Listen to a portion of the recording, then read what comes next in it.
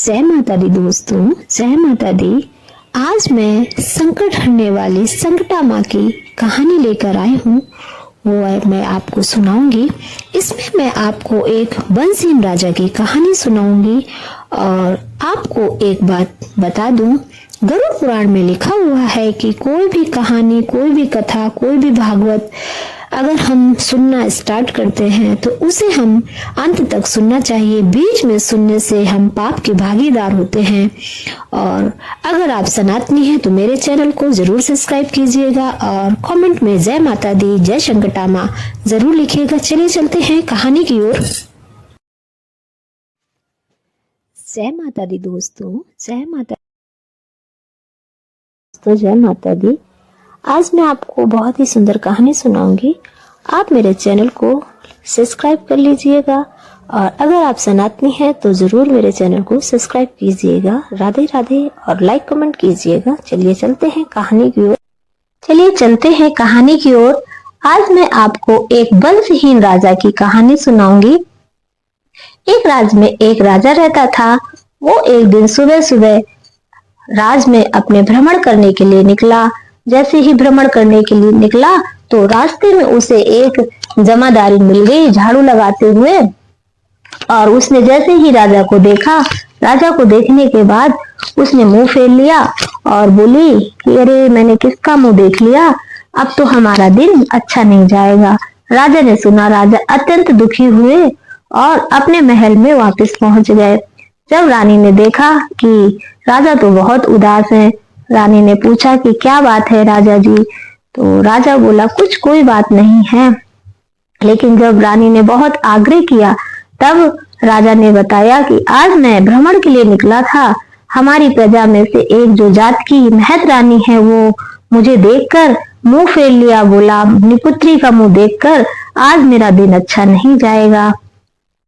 तो रानी भी दुखी हो गई कि राजा साहब आप परेशान ना हो, भगवान कुछ ना कुछ जरूर करेगा।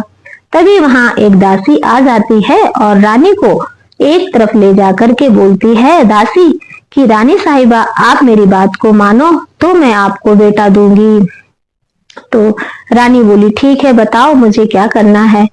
बोला कि आप ऐसा करो, कुछ दिनों बाद राजा साहब से दूर हो जाओ और एक कमरे में बंद हो जाओ और जैसा जैसा मैं करती जाऊं वैसा वैसा आप करती जाना। रानी ने बोला ठीक है। रानी एकांतवास को चली गई और राजा जी से कह दिया गया कि रानी एकांतवास में गई हैं, रानी अब गर्भ से हैं। तो राजा अत्यंत खुश हुए और उन्होंने अपने राज में ढिंढोरा पिटा दिया कि अब रानी गर्भ से है। तो सभी राज में बहुत उल्लास हो गया। होते करते जब 9 महीने बीत गए, दासी बहुत ही चालाक थी। उसने क्या किया, राजा को संदेश दे दिया कि राजा आपके कुंवर पैदा हुए। अब राजा तो हीरे मोती लुटाने लगे। रानी ने क्या किया कि छोटे छोटे कपड़े धो करके उनमें हल्दी लगा करके टांग देती थी ताकि पता चले कि बच्चे के पहने हुए कपड़े हैं जिनमें ये सुखा रही है। बोली अच्छा। अब राजा बोला अरे मुझे अपने बेटे का मुख तो दिखाओ। दासी बोली अभी नहीं, जब बच्चे की छठी होगी तब तुम्हें तुम्हारा बेटा दिखाया जाएगा। अब छठी भी हो गई तो भी नहीं दिखाया। राजा बोले अब दिखाओ। बोले अभी नहीं। ऐसे करते करते जब कुंवर 16 साल के हो गए तब रानी ने दासी ने रानी से कहा कि आप राजा साहब से बोलिए कि राजकुंवर के लिए एक सुंदर सुशील कन्या राजकुमारी का चयन करें। तो राजा से बोला तो राजा बोले अरे हमें हमारा राजकुंवर तो दिखाओ। बोला नहीं, आप अपने राजकुंवर को मंडप के नीचे देख लेना।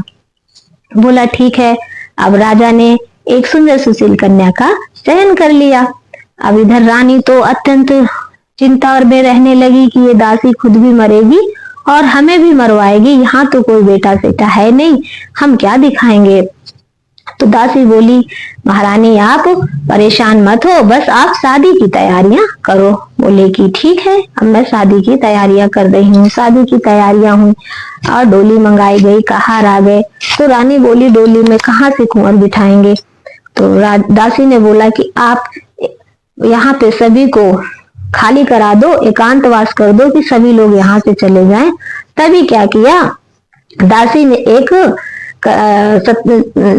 एक कम से कम 40 किलो का एक बेसन का लेटा बनाया और लेटा बना करके डोली में बिठा दिया और ढक दिया और कहारों से बोला कि चलो कहारों, अब इस डोली को उठाओ। कहारों ने जैसे डोली उठाई तो कहारों ने कहा, हाँ इसके अंदर तो कोई है। बहुत खुश हुए और बोले कि इसे तुम्हें जंगल में एक संकटा माई का मंदिर है, वहां पर इसको रख देना और वहां पर सभी एकांतवास कर देना, वहां कोई नहीं आएगा, मैं अकेले पूजा करूंगी। बोली ठीक है।